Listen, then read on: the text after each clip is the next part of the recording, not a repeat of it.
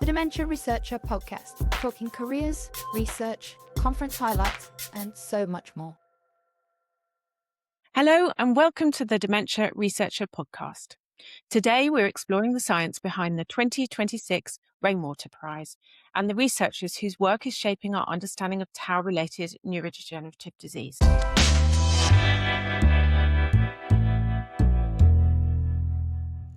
Hello, I'm Professor Louise Serpell from the University of Sussex, and I'm delighted to be hosting today's episode. The Rainwater Prize recognises major advances in tauopathy research. In this podcast, we'll be discussing the scientific questions and the impact of the work, and what this means for the future of the field.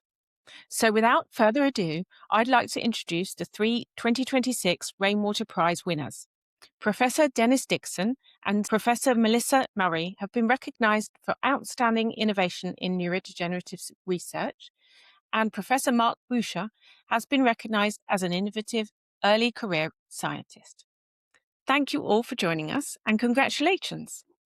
To start us off, could I ask each of one of you to briefly introduce yourselves and describe your main research focus and where you were when you found out you'd won?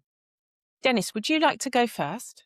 Okay, I'm a neuropathologist and I'm the director of the Brain Bank for neurodegenerative disorders at Mayo Clinic in Jacksonville. And this brain bank is the largest brain bank for neurodegenerative disorders in the world, especially when it comes to atypical tauopathies such as progressive supranuclear palsy.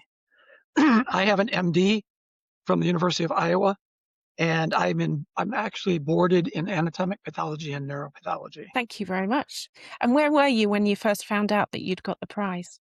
I was on a Zoom call with the Rainwater Foundation for a Tau Consortium meeting, and then Jeremy popped in and gave us the great news. Surprise. Exciting. Yeah. Melissa, would you like to go next? I'd love to. Hi, I'm Melissa Murray. I'm a professor of neuroscience at Mayo Clinic in Florida.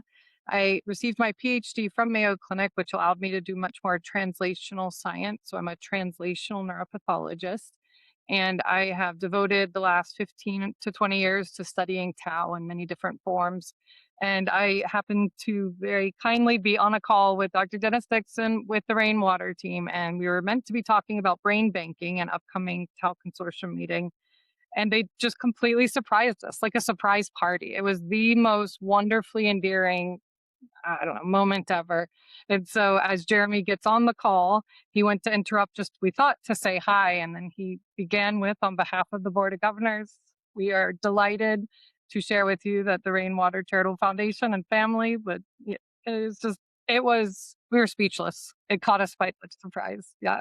Sounds amazing. Thank you. And Marc? Yeah, thank you, Louise, for having me. My name is Marc Busche. I'm a clinical academic, split my time between the clinic and the lab. I care for patients with tauopathies and other neurodegenerative diseases, and run a research effort that is focused on better understanding how these diseases affect the brain at the level of single synapses, cells, and circuits, and how that leads to symptoms that we see at the bedside. And we hope that through this understanding, we can develop more mechanism-based treatments. And a lot of the work that has been recognized by the prize was done with my team at the UK Dementia Research Institute at University College London. But I've also recently moved to Basel in Switzerland to lead the memory clinic and the old age psychiatry there at the University of Basel. I found out about the prize in a similar, slightly unexpected way. The Rainwater team scheduled a Zoom call with me to talk about a technique we're using. And then towards the end of the call, they told me, which was a genuine surprise and really lovely news. Fantastic. It sounds like they had a little bit of a plan associated with all of it. It's so nice. So a real personal touch, isn't it? That's brilliant.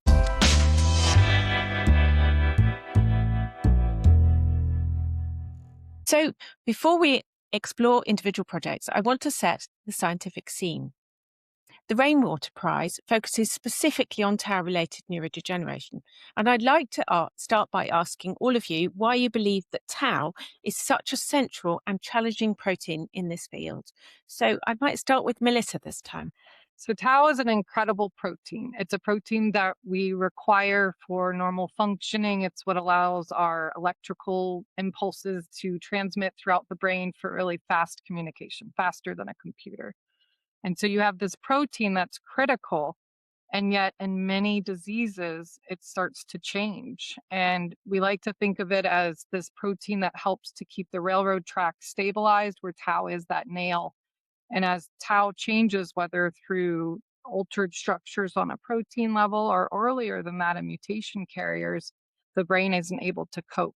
And so for us, the focus, or for me, the focus on tau pathology is kind of the why and the where. I really enjoy trying to understand why tau changes in particular areas of the brain and why that matters very much for primary tauopathies and Alzheimer's disease sufferers. That's so interesting. And to think about tau as a functional protein as well as a pathological one. And I might follow up with that a little bit more in a moment. So in regards to your work, Marc, what do you think is most interesting about tauopathy research? Yeah, I agree with Melissa. I think the key point is that tau is a normal neuronal protein that the brain needs throughout life. We actually have evidence that suggests that tau is essential for the normal pattern of brain activity. If tau is gone, this pattern becomes disrupted. And in tauopathies, the problem is not that tau is existent, but the problem is that tau changes. It becomes chemically modified, it moves into the wrong compartments, it begins to self-assemble into toxic species, eventually filaments. And once that happened, tau can disrupt neuronal function, and it also seems to spread through networks. So clinically, tau is interesting because it maps very closely onto symptoms and progression across multiple disorders. So it is a central therapeutic target, but it is difficult because you want to block the harmful forms without interfering with tau's normal function. Absolutely, yes. So, I mean, coming back to function just briefly, I think it's really interesting to think what tau is doing. Many of the other amyloidogenic or misfolding proteins, we don't know what they do, but we do know for tau, don't we? So, Melissa, you mentioned the railroad tracks, the microtubules that are in the cells and the cytoskeletal association. So why do you think there is this toxic effect? Do you think it's a loss of function or maybe a gain of function, or both? So I think there might be a few different things that might be occurring. Some of the mutation carriers. So there is a gene called microtubule associated protein tau. It's MAPT, MAPT. It's the gene that encodes for the tau protein that we're all discussing. And mutation carriers, where there's different parts of tau that is affected, have various differences. Dennis Dickson, Dr. Dickson's going to speak in a little bit about different forms of tauopathies, and it's striking to think where the position on tau is affected, all of these different patterns of pathology. But I like to think about tau as a signaling molecule. And so I think we're getting the clues of where the signals are in different parts of the brain, that we don't want to stop some of the signals, but I think what might be happening is it's hijacking some form that evolutionarily has protected us. But somehow in this disease state, it might be starting something that's helpful, and then the brain can't compensate. Well, that's fascinating. And what about you, Marc? What do you think is happening with tau and its function and dysfunction? Yeah, so I think it's entirely possible that some of the changes we see are due to a loss of function. But at the same time, we also know that tau, which is abundant in the axon, so in the long processes that connect the cell body with the synapses, is redistributed into other compartments, for example, into the soma. And then it can have an impact on neuronal function, on also synaptic function in the dendrites. And I guess this is something we also speak about at a later time point. So I think it could be a bit of both. Yes, thank you. So, Dennis, back to the original question. What do you think is so special about the tauopathies? Why have you devoted your academic career to understanding these diseases? Well, in part, I would want to echo what has already been said about tau in terms of its function. And it takes on abnormal forms. But that's kind of begging the question, because we know that there are these abnormal forms. We can see them in the tissue. But what causes that? And I don't think we have a grasp of the major driving mechanisms for the abnormal forms of tau. Clearly, tau doesn't go abnormal or rogue, if you will, until mid to late life.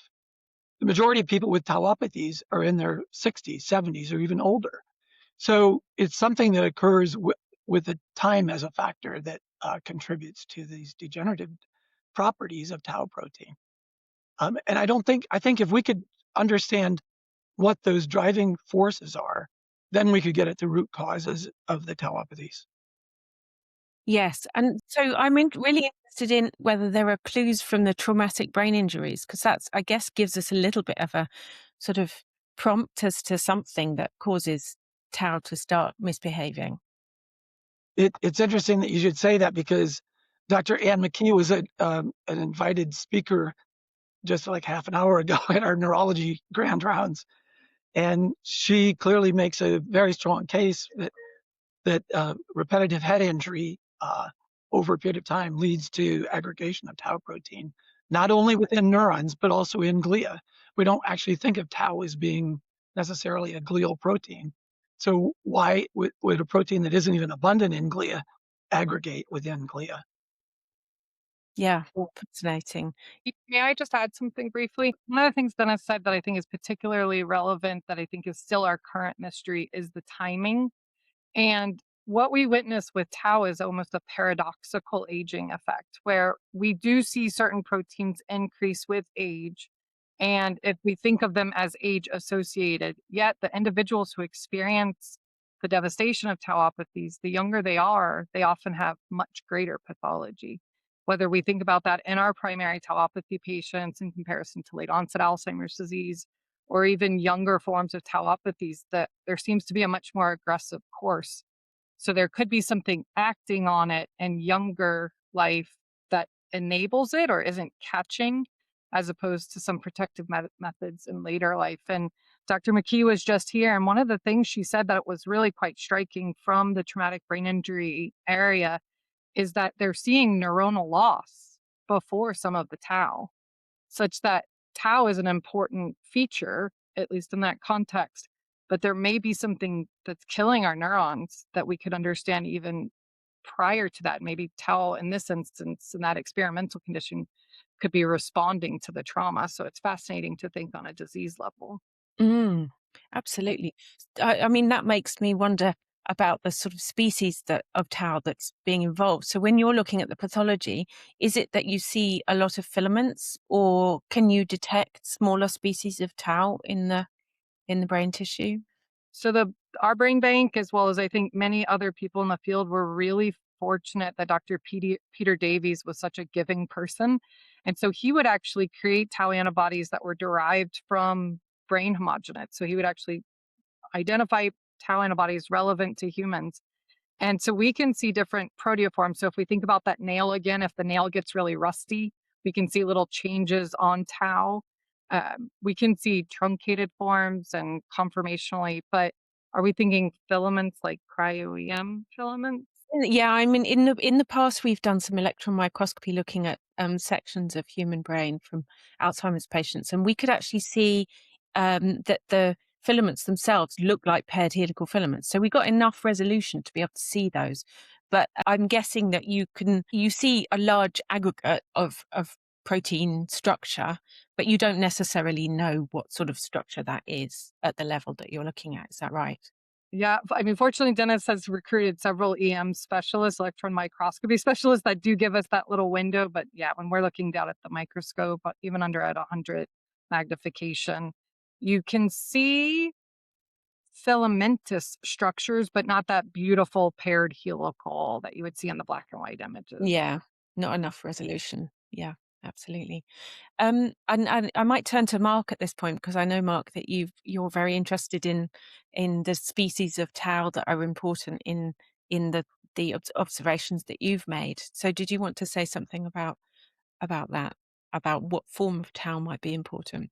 I guess there are multiple forms of tau that might be important. What we have found is that it's not only the tangle that can impair the function of a neuron, but it's also the soluble species, oligomeric tau, which are probably not as well described and understood, but seem to have an effect on neurons, and very specific effects on neurons as well. Yeah, that's fascinating. I think we've also that's been reported in other neurodegenerative diseases where the oligomeric species seem to be really important in terms of the disease. So I think we might advance a little bit onto the next part of the questions. So I really wanted to talk to you a bit more about the science of the award. And Dennis and Melissa, what is it specifically that you have benefited from the brain banking advances that you've made?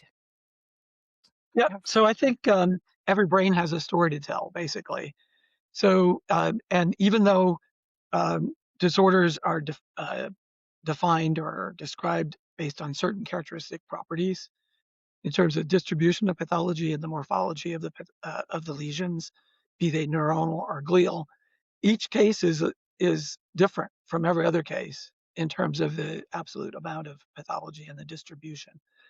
But if that was taken to an extreme, it would just be a chaotic situation. But after looking at hundreds and even thousands of brains of PSP, we actually see very reproducible patterns of pathology, and we see selective vulnerability.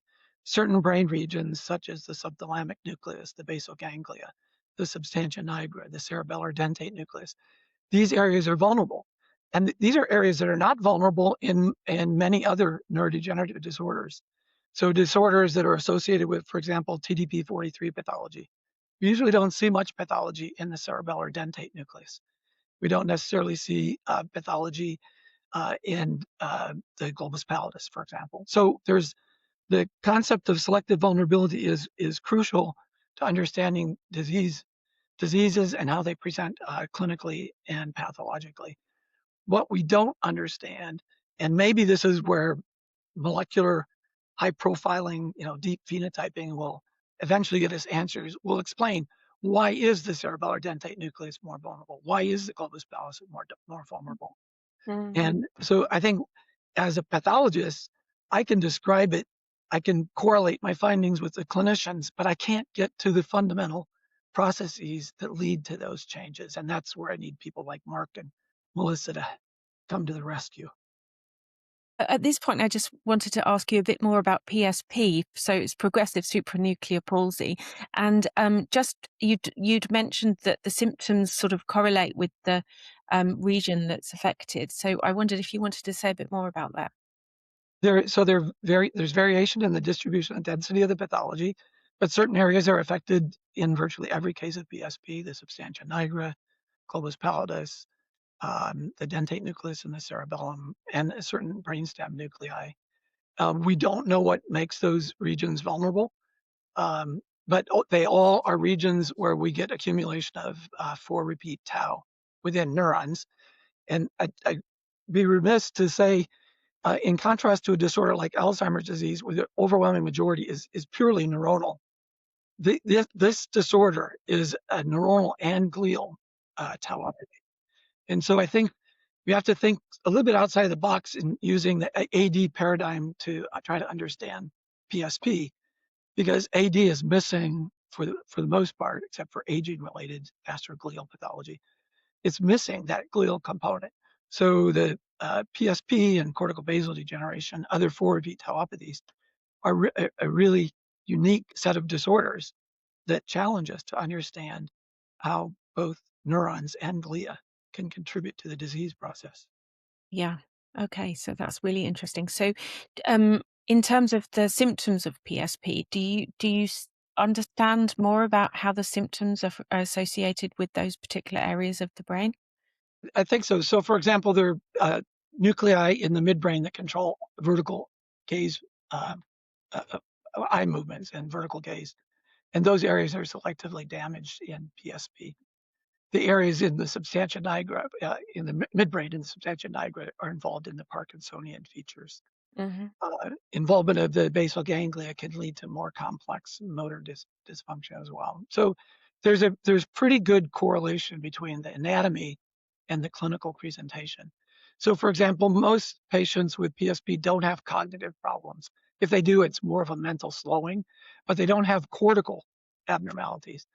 But a subset of PSP patients have widespread diffuse pathology and it affects the cortex. Those are individuals that present with cortical basal syndrome or frontal lobe dementia or other types of complex neurobehavioral syndromes, and which we don't see in most patients with PSP, but it's these atypical PSP patients that have the more widespread involvement of higher order cortical areas. Okay, so that actually makes me wonder about asking if it's all right to ask you, Melissa, about heterogeneity in neurodegenerative diseases and how you feel that your work has really informed us about heterogeneity, maybe overlap of different neurodegenerative diseases. I'd love to. And so I was raised scientifically in a molecular neurobiology of disease program, as well as clinically in neuropathology and neuroimaging. And so I had this best of both worlds. It might have taken me a little extra longer to learn because the disciplines would be so different, but it's so important in the context of neuropathology and behavioral neurology to understand these patterns that we're seeing enriched in different individuals that experience the same disease. And I became particularly interested in heterogeneity across tauopathies. Within Alzheimer's disease, it was to help us to understand different subtypes that would explain why some had memory problems and some didn't. And in the context of primary tauopathies, where the primary function is a dysfunction of tau, I really became passionate about biomarkers. So biological markers would allow us to track disease progression in an individual. And my early work was neuroimaging and now fluid biomarkers. And it became so interesting to see something like hippocampal volume as a biomarker, realizing that it may not serve a subset, about maybe 15% of Alzheimer's disease patients who don't have that relative hippocampal sparing involvement or hippocampal involvement. And in contrast, as we've moved from neuroimaging into tau PET, so MRI into tau PET that allows us to take picture of tau as it's deposited in vivo, and into fluid biomarkers, we have these great tau markers that were not working in tauopathies. And I love mysteries. And so in the context of the tau PET, being raised scientifically and growing my work as a co-director in the brain bank, we are very fortunate because Dr. Larry Golby and Dr. Dennis Dickson got together from Cure PSP a long time ago and realized we needed to serve our patients. And so we have this beautiful tauopathy brain bank where we can understand atypical forms because somebody will come in as a corticobasal syndrome, but be under the microscope PSP or Alzheimer's. And it's actually that tissue level understanding that helped us when we were looking at the tau PET markers that worked in vivo on Alzheimer's. We could see where they were not working and the tauopathies. And that gets back to what we were talking about earlier. It's the different forms of tau. And so you can find these ways to recognize it, but different forms of tau can be found in Alzheimer's and then individual types of tauopathies. And this also became a difficulty with fluid biomarkers. We had an ability to measure tau in biofluids, but when we looked at primary tauopathy and others across the world, we weren't seeing that change. The differences are really how tau is shaped in the context of tau PET, where there isn't a way for that lock and key mechanism for it to label. But we think the fluid biomarkers that we have right now for those phosphorylated forms, we think it's actually because amyloid is somehow shocking the neuron and letting the tau get out. That's not happening in our primary tauopathies. So there's many people across the globe trying to find a 4R, a 4 repeat specific that lets us look at the specific kind of tau. And I have to say being raised in a brain bank like this with such beautiful, detailed work, I can ask these hopeful questions to see what we can do to make changes. And so, yes, I have devoted a couple decades to heterogeneity and embracing it rather than hiding from it. Absolutely, that sounds fantastic. I think that it seems really important at the moment to consider the conformation of tau and where the surface level interactions could be. So you were talking earlier about all these antibodies. I think it was Peter Davis has made, and the idea of conformational antibodies initially was quite confusing for people, I think. But now, when we have all these structures for the different tauopathies, it seems really important that we might be able to recognize different areas of the tau that are exposed. Yeah. So one thing that I then wanted to turn to Marc regarding was about that, because a lot of structural biology has been done on fibers and filaments of tau, but your work has focused mainly on oligomeric species and the dysfunction that those cause. And I just wondered how you married those two things together and what you think about the oligomeric species. Yeah, so we didn't start out to study oligomers. So the question that we wanted to address is asking a very simple question: how does a neurofibrillary tangle affect the electrical activity of a neuron? Because we know, I mean, I was always intrigued by the clinical observation in Alzheimer's disease that tau is more closely related to symptoms than amyloid. So the question is why? What is tau doing to the brain? And I knew that understanding this would have implications for other tauopathies, but we wanted to look at neurofibrillary tangles and neurons. So we used in mice a method called two-photon microscopy, which allows us to visualize the pathology, the tangle in a neuron, and at the same time we could measure the firing of the neurons, the activity of the neurons. And we saw that the neurons associated with tangles were often much less active and sometimes even silent. But then came a surprise, as often with a control experiment. The one experiment that you postpone for a long time until you have to do it for the paper, in which we used mice that had elevated levels of soluble tau, but no tangles. And we actually saw the same kind of functional phenotype of neuronal silencing. So we knew that tangles were neither sufficient nor required for this phenotype, and that the effect could depend on soluble tau, which to us was rather unexpected. However, I mean, there has been data that in mice suggesting that you can improve behavior and function in mice without necessarily removing the tangles. And at the same time, there was also growing clinical evidence, for example, from Bradley Hyman's group, showing that soluble oligomeric tau species might be closer related to the rate of clinical progression in Alzheimer's disease than the actual tangles. So that basically led us to, think about soluble tau more.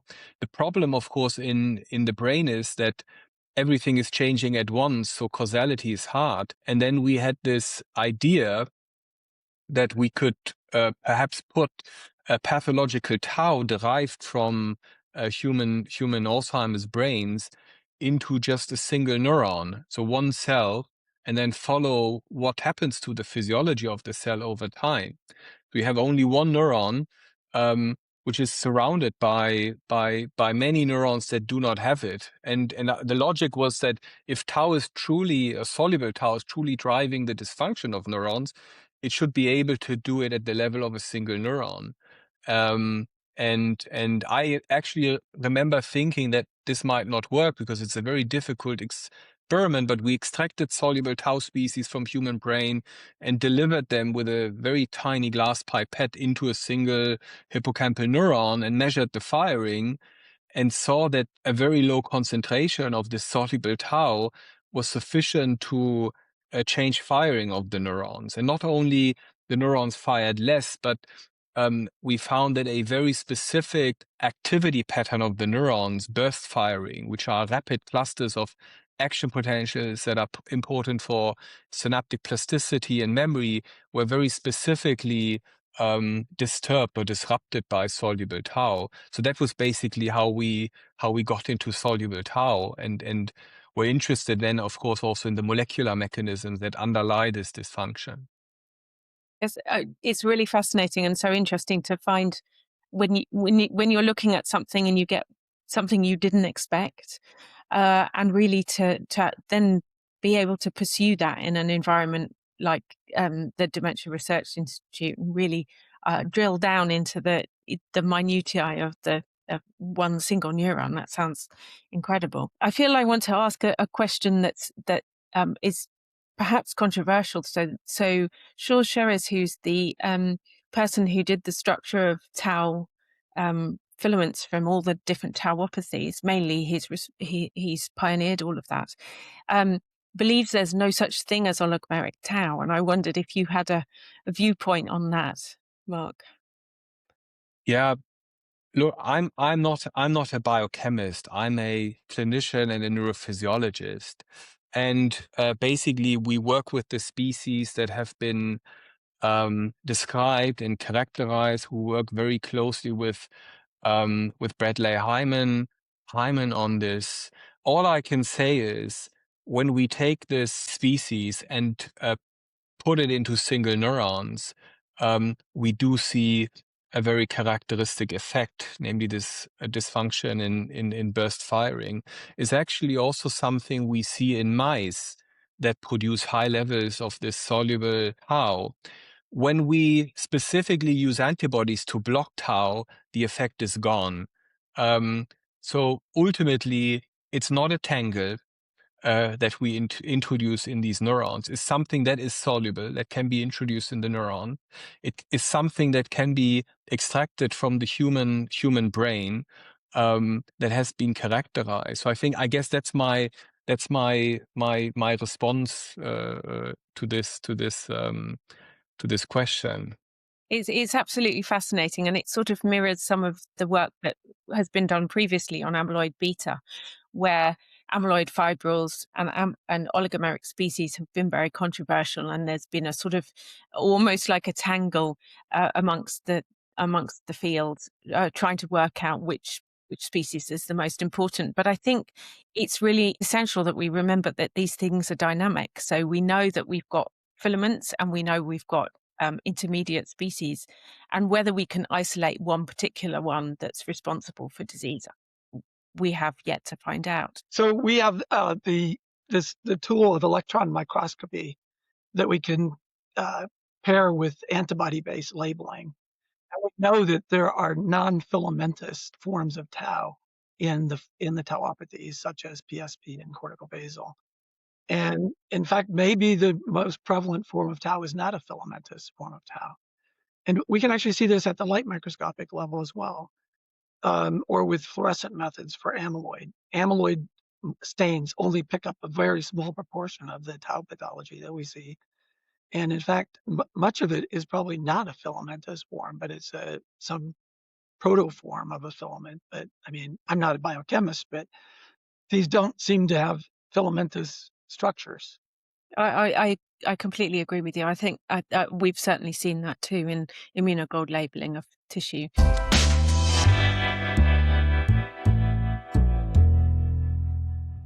I guess this makes me turn towards the therapeutics that are really important in the field at the moment, where people are talking about targeting amyloid beta and perhaps soluble forms of tau using immunotherapies and so on. So really trying to work out which of these species is going to be the most important one. I think all of you are really contributing to that, and finding the way that therapeutics can target a particular species. So I might ask you in turn about where you think the field is going in terms of therapeutics. And I'll start with you, Marc. So first of all, I mean, our work and other people's work reinforces that tau is a central target. It has clearly detrimental effects, But as you say, the key question is what tau species you actually want to target.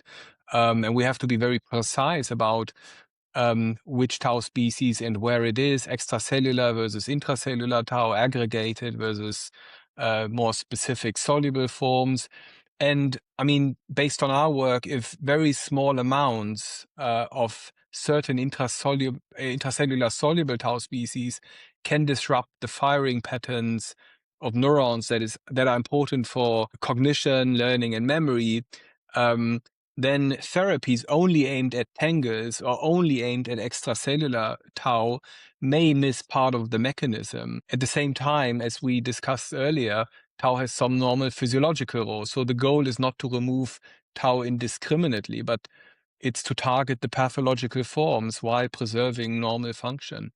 Absolutely. Yes. So, Melissa, I thought you might comment on that too. Maybe in terms of biomarkers. We think about the different species of tau a lot from a biomarker perspective, and especially on the fluid biomarker level. And I think that there are going to be species that allows us to understand these early physiologic changes.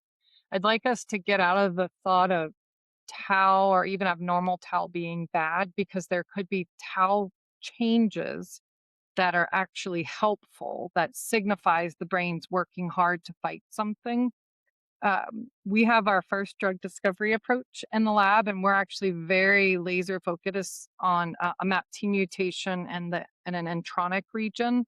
Our friend Lindy Lee Jacobs, who allowed me to say her name in public, she has this devastating mutation that we want to prevent from her experiencing what her family has. But I think the field, and especially so in the States, the FDA decided, the ones that regulate our drugs, they just launched a framework for rare diseases. So I think that we're going to see some leaps and bounds of understanding as people allow themselves to work on the rare diseases like these tauopathies. But I think they're going to actually give us some of the clues to help us really accelerate. And so for us, we're tailoring our drug discovery to her mutation so that then we can expand out further into the genetic forms and then hopefully into sporadic. So that's really interesting. So presumably an intronic mutation is actually affecting the type of tau that's formed rather than changing the conformation or the structure of the protein. Yeah, that's the type of tau. They get more of this 4 repeat that we keep talking about. So tau is this really interesting, well, many proteins do this, but tau has certain places that as it gets transformed into the protein level, it can get cut in certain places. And if there's 3 repeats that we've been talking about, or 4 repeats, we see that change in the brain in different brain regions, and also even how they shape inside of the brain cells. Her specific mutation, and many of them, increase 4 repeat tau. And I think 4 repeat tau is quite helpful. Theirs just goes well past the physiologic balance. And so I think the more we can understand these balances and really keeping an open mind, especially with work like what Marc's doing and helping us to understand the different aspects and what that downstream might be. Yes. And Dennis, I'm guessing that your perspective on pathology is really informing us about how we might go on to work with therapeutics and where we might target them. I didn't think neuropathology had much to offer in terms of Would like to respectfully beg to if neuropathology could get at fundamental disease processes, perhaps then down the line, targeting those disease processes might be therapeutic. But we already know quite a bit about the pathology. A lot of it is insoluble aggregates. And I mean, maybe there are aggregate busting drugs out there, but those don't seem to be the types of drugs that we're talking about here. But Can I give him a couple of examples how he's already helped change the world? So absolutely, yes. I was at a conference in Europe. It was a wonderful conference, and I had met a new colleague, and we were walking, and the individual essentially was letting me know there was no difference between progressive supranuclear palsy and corticobasal degeneration. I was still a bit newer in my training, and it's actually, I think, that conversation that made sure that for any other next conversation, I would have the answer ready. And they couldn't understand the differences in the astrocyte. And so I was able to follow up. But Marc said something earlier that Dennis helped change the face of this planet. So Dennis has looked at a lot of different tauopathies under the microscope. But what he saw was that where those tauopathies are forming these changes matters. And so corticobasal degeneration, Dennis, if you don't mind me saying, he recognized that yes, it's a neuron and an astrocyte that's affected, but in corticobasal degeneration, Marc was talking about earlier how tau moves and how it redistributes. The ends of their astrocytes are where tau is found, whereas in PSP, it's more on the proximal, on the inside portion. And so it's those careful observations under the microscope that allows our functional researchers and our therapeutic targeting to make these seminal observations. Bilabone in my group looked at treated and untreated cases, and she's seeing these histologic changes that I think will really change the face of how we understand the beautiful intersection between neuropathology and therapeutics. Thank you so much for that. That was really helpful. It's nice when somebody talks about someone else and they don't have to talk about themselves.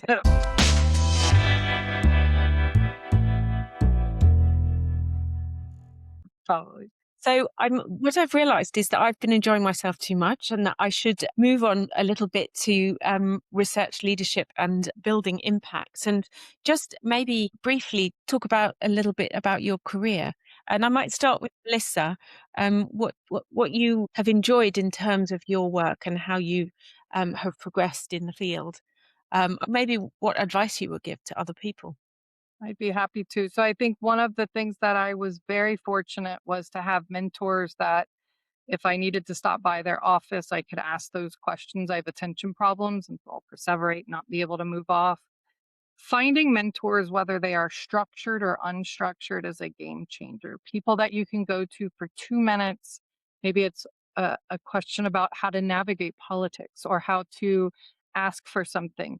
Those quick answers and questions allows for a game changing event. I really kind of have more of a flat leadership in my lab where I encourage my trainees to teach me. They'll even make me little how-to guides because I don't understand a lot of the benchtop science. And so I think as a leader, being open to make sure that it's okay to be trained by others, even after you're in a position of leadership.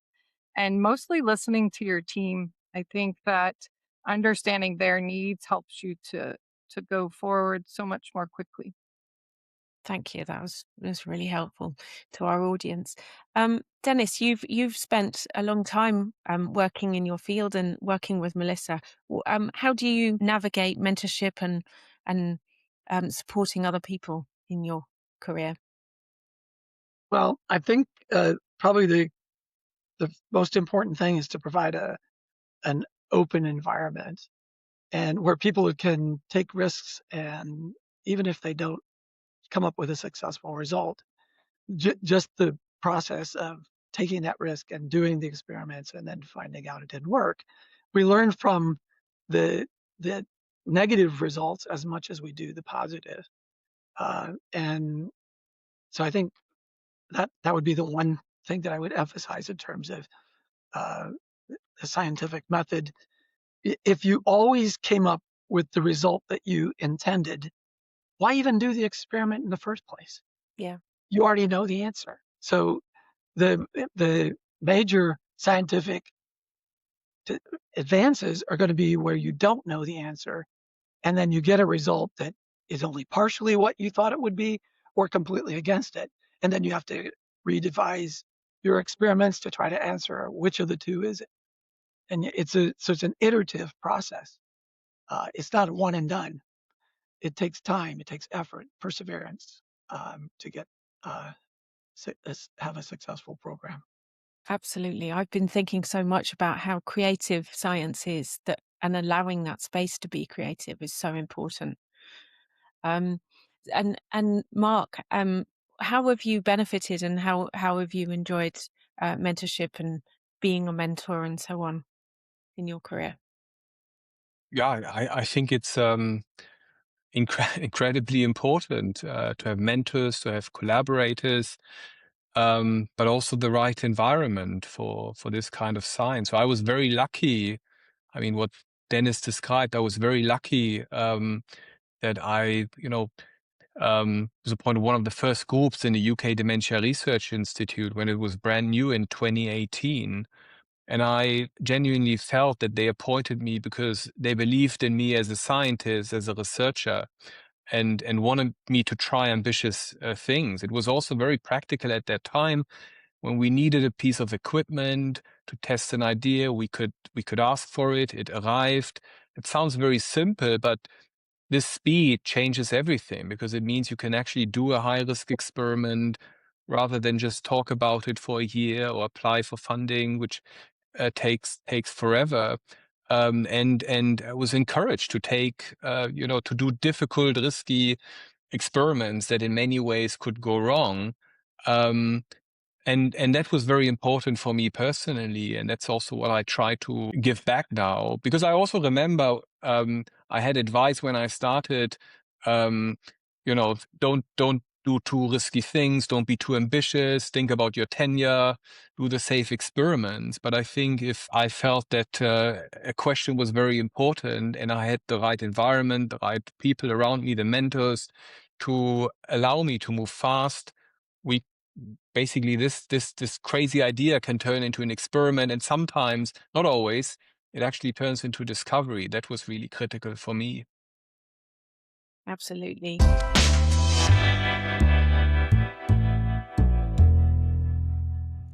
So I have one final question. Have you decided where your trophies are going to live? Melissa? Yes, Behind you. I really want to hear it. And it was funny because I was thinking about that, and I can't help but show you. My husband made me a trophy when I became a professor. Oh, wow. So it's got like my little name on it. And so And the brain. I've never received a trophy, and he's a very famous scuba diver in Florida. And I was like, oh my gosh, you got a trophy? So he made me one. And so now to actually get a trophy. That's fantastic. I don't know, I might just wear it on my necklace. Can I just walk with it everywhere? I recently went to a Viva where one of the examiners said that you should have a pile of successes that things that you're proud of. And I think that's fantastic that every time we do something we're quite proud of, we should get a trophy. I think that sounds fantastic. So what about you, Marc? Where are you going to put your trophy? It'll be probably in my office or in the office, in the lab environment. It's a reminder of the team effort. It's a reminder of the patients, the families we're working for. If it makes people think, walk into the lab and think, okay, let's do something ambitious today, I think then it's the right place, and it's a good reminder of that. Absolutely. And Dennis? I would probably do as both of my colleagues have done, and they would have it in a conspicuous place where people would have a hard time not seeing it. Yes. You absolutely deserve to do that. So thank you so much, all three of you, for sharing your work today and for your perspectives. We'd also like to thank the Rainwater Charitable Foundation for its work and its leadership in the field. It's obviously been an enormous benefit to many people, really inspiring. And the links to the Rainwater Prize and related resources will be included in the show notes. Thank you for listening. I'm Professor Louise Serpell, and you've been listening to the Dementia Researcher podcast. It's been lovely talking to you. Pleasure. Thank you. The Dementia Researcher podcast was brought to you by University College London with generous funding from the UK National Institute for Health Research, Alzheimer's Research UK, Alzheimer's Society, Alzheimer's Association, and Race Against Dementia. Please subscribe, leave us a review, and register on our website for full access to all our great resources. dementiaresearcher.nihr.ac.uk